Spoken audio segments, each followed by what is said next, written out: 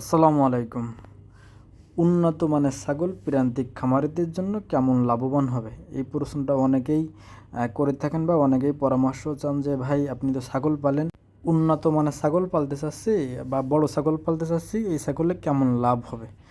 তাদের জন্য বলবো লাভ ইনশাল্লাহ অবশ্যই হবে যদি আপনি ক্রয় করার সময় স্বাভাবিক দামে কিনতে পারেন এবং আপনার এলাকায় যদি আপনি স্বাভাবিক ছাগলের দামে যেভাবে পালবেন ওইভাবে বিক্রি করার মতো ক্যাপাবিলিটি যদি আপনার থেকে থাকে, সেক্ষেত্রে ইনশাল্লাহ লাভ করা সম্ভব। কিন্তু আপনি যদি বড় জাত বা উন্নত মানের ছাগল যদি কেনার সময় স্বাভাবিক যে দামটা তার থেকে যদি আপনি অনেক বেশি দিয়ে কেনেন, স্বাভাবিক ধরেন যে একটা দেশি ছাগল বা একটা খাসির দাম বা বাচ্চা মনে করেন যে আপনার 5,000 বা 4,000 টাকা হলো, বাংলাদেশের যে কোনো এলাকায় এমন দামেই পাওয়া যায়।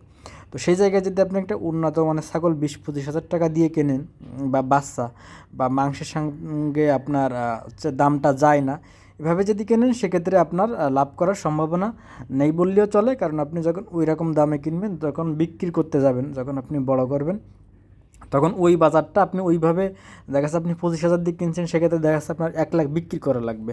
তো ওই রকম দামটা আপনার বাংলাদেশে আমার জানা মতো এরকম হবে না, বা এটা মানুষের ক্রয় ক্ষমতার ভিতরে না, মানে বাংলাদেশের মানুষের ক্রয় ক্ষমতার ভিতরে না।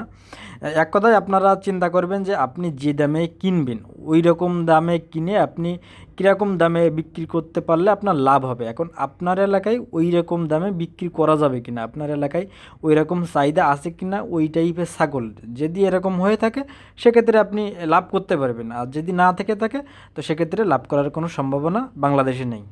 আরও একটু সহজভাবে যদি প্রান্তিক খামারিদের জন্য বলি, ধরেন আপনার স্বাভাবিকভাবে আমরা ছাগল বা গরু পালি হচ্ছে কুরবানি টার্গেট করে, বাকি আরেকটা বিষয় হচ্ছে আমরা মাংসের জন্য কসাইদের কাছে বিক্রি করার জন্য। তো প্রান্তিক খামারি বা গ্রাম অঞ্চলে যারা বসবাস করি আমরা, তাদের জন্য কিন্তু আমরা কুরবানির সময় যদি সর্বোচ্চ গ্রাম অঞ্চলে চাহিদা থাকে বা বিক্রি যদিও হয় বা ভালো একটা দাম পাওয়া যায়, সেটা হচ্ছে 10-15 কেজির একটা খাসি বা এরকম মাংস হবে। এর বাইরে যখন আপনি যাবেন, যখন বেশি হবে এর থেকে, তখন কিন্তু ওই রকম ছাগলের কাস্টমার কম পাবেন। কারণ গ্রাম অঞ্চলের মানুষের ওই রকম অ্যাবিলিটি নেই যে আপনার একজন মানুষ 20 বা 25 হাজার টাকা দিয়ে একটা খাসি কুরবানি করবে।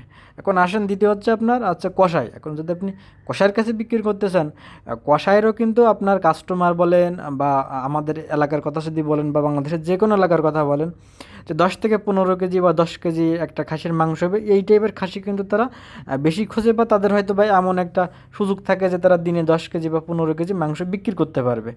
এই জন্য আপনার যেটা বিক্রি করতে পারবে এটারই কাছে কাস্টমার বা দাম এটারই বেশি থাকে। এখন কষার কাছে যদি আপনি 25 থেকে 30 কেজির খাসি দিতে যান, কষাই কিন্তু ওইটা মার্কেটে খাওয়াইতে পারবেন, অর্থাৎ তার কিন্তু ওই অ্যাবিলিটি নেই যে সে দিনে 30 কেজি বা 25 কেজি একটা খাসির মাংস বিক্রি করবে। তো এই জন্য কষাইও যখন কিনতে যাবে ওই ছাগলটা, তখন ও নিজেও কিনতে ভয় পাবে বা ও কিনতে চাইবে না, কারণ ওর ওই কাস্টমার নেই যে ও দিনে আপনার 25 থেকে 30 কেজি মাংস বিক্রি করতে পারবে।